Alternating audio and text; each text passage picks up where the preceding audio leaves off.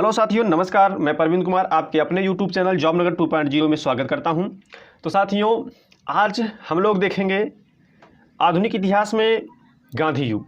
और देखिए, गांधी युग का मतलब ये नहीं है कि जो भी प्रश्न दिए जाएंगे सभी प्रश्न गांधी जी से ही संबंधित रहेंगे।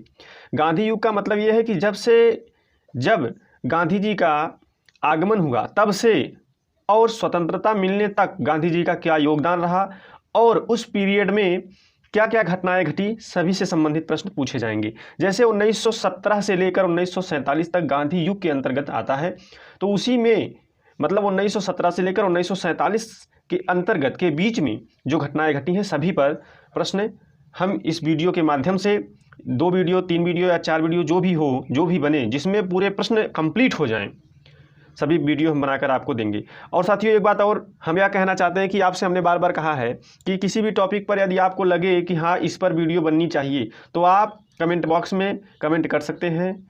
हम उस पर ज़रूर वीडियो बनाने का प्रयास करेंगे। चलिए देखिए, हमारा आज का पहला प्रश्न है कि महात्मा गांधी ने सत्याग्रह क्रियाविधि सबसे पहले कहाँ प्रयुक्त की। जो सत्याग्रह क्रियाविधि है, जो सत्याग्रह है, जो देखिए, जब महात्मा गांधी जी ने दक्षिण अफ्रीका से भारत आए, महात्मा गांधी जब दक्षिण अफ्रीका से भारत आए और उनका जो मेन अस्त्र था सत्याग्रह और अहिंसा, जिसको उन्होंने दक्षिण अफ्रीका में आजमाया था, उनका पहला प्रयोग चंपारण की धरती पर हुआ। तो हमारा विकल्प कौन सा? बी वाला विकल्प सही हो जाएगा। चंपारण की धरती पर हुआ और वहीं पर इनकी जो उपाधि, महात्मा की उपाधि है, उन्हीं चंपारण सत्याग्रह में ही उनको विभूषित किया गया इस महात्मा उपाधि से। तो साथियों, चलिए अब अगले प्रश्न पे चलते हैं। अगला प्रश्न हमारा क्या है? अंग्रेज पुलिस अफसर कैप्टन सैंडर्स किसके द्वारा गोली से मारा गया था? देखिए, यहाँ लिखा है कि अंग्रेज पुलिस अफसर कैप्टन सैंडर्स किसके द्वारा गोली से मारा गया है। किसके द्वारा मारा गया है? देखिए, जब कैप्टन सैंडर्स पर जब गोली चलाई गई थी, उस समय 2 लोग थे, एक राजगुरु जी थे और एक भगत सिंह जी। तो उनमें से सबसे पहले गोली चलाने वाले राजगुरु जी थे, लेकिन प्रश्न में पूछा है सैंडर्स किसके द्वारा गोली से मारा गया था। राजगुरु जी ने तो गोली चलाई थी, लेकिन उसके बाद जो गोली भगत सिंह ने चलाई थी, उन्हीं के गोलियों से ये जो सैंडर्स है यह मारा गया था। तो हमारा विकल्प कौन सा? डी वाला सही हो जाएगा। चलिए अब आगे देखते हैं। अगला प्रश्न है, जय हिंद का नारा किसने दिया? जय हिंद का नारा साथियों किसने दिया? सबसे पहले तो आप समझ लीजिए, आज भी हम जय हिंद का नारा लगाते हैं हम लोग, लेकिन जय हिंद का जो शाब्दिक अर्थ होता है वो होता क्या है? जय हिंद का शाब्दिक अर्थ होता है भारत की विजय। जय हिंद का शाब्दिक अर्थ क्या होता है? भारत की विजय। और सभी लोग जानते हैं कि जय हिंद का नारा किसने दिया था? नेताजी सुभाष चंद्र बोस जी ने दिया था। हमारा विकल्प ए सही होगा। चलिए अगले प्रश्न में देखिए, आप लोग कॉपी पेन जरूर लेकर बैठिए साथियों। स्वयं को जांच लेंगे कि आपके अंदर कितनी क्वालिटी है, कितनी क्षमता है किसी पेपर, किसी एग्ज़ाम को देने में, क्योंकि जीएस के जो प्रश्न होते हैं यहीं से पुटअप किए जाते हैं। सभी टॉपिक पे हम प्रश्न करवाएंगे। आगे देखिए क्या है, प्रश्न में दिया है कि निम्नलिखित में से किस वर्ष में मुस्लिम लीग ने एक पृथक राष्ट्र का संकल्प यानी पाकिस्तान प्रस्ताव स्वीकार किया था? देखिए, मुस्लिम लीग जिनका यह प्रस्ताव था कि पाकिस्तान भारत से एक अलग देश बने, तो जो इस प्रस्ताव का नेतृत्व करने वाले थे कौन थे? मोहम्मद अली जिन्ना थे। मोहम्मद अली जिन्ना जो है, उन्होंने यह प्रस्ताव किया कि पाकिस्तान एक अलग देश भारत से बनना चाहिए और जो मुस्लिम बहुसंख्यक हो। तो जो मुस्लिम लीग का निर्माण था उसमें आगा खां व सलीमुल्लाह इत्यादि ने मुस्लिम लीग के निर्माण में जो है अहम भूमिका निभाई थी। और वह भी देखिए, जो आपके प्रश्न में पूछा गया है कि किस सन में स्वीकार किया गया था पाकिस्तान प्रस्ताव, तो साथियों यह 1940 में स्वीकार किया गया था, जिनमें अहम भूमिका मोहम्मद अली जिन्ना ने निभाई थी।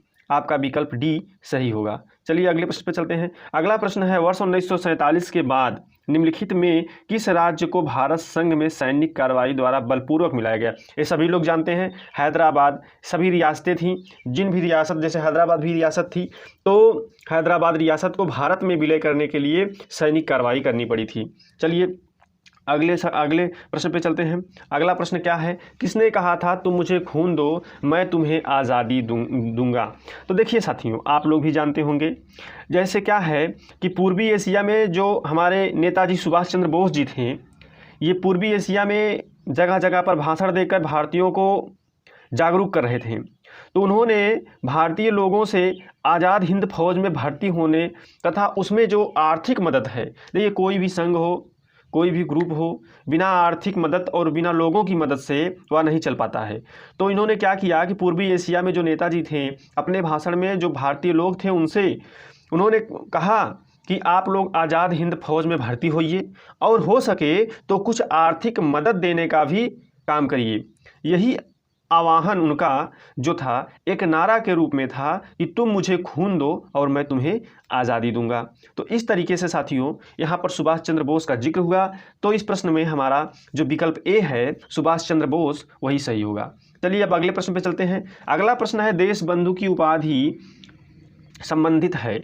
अब देखिए, देश बंधु की उपाधि आप लोग सभी जानते हैं, जैसे महात्मा गांधी को उपाधि मिली वैसे देश बंधु जी को किन को देश बंधु की उपाधि मिली, तो वो थे चित्तरंजन दास। चित्तरंजन दास को देश बंधु की उपाधि मिली। ये चित्तरंजन दास जो थे वो भारतीय नेता भी थे, राजनीतिज्ञ भी थे, वकील भी थे, कवि और पत्रकार भी थे तथा भारतीय स्वतंत्रता में इनका बहुत ही मुख्य भूमिका रही। वे भारतीय स्वतंत्रता आंदोलन के प्रमुख नेता भी थे और इन्होंने जो हमारे स्वतंत्रता सेनानी थे, काफ़ी लोगों के मुकदमा भी लड़े थे उस समय।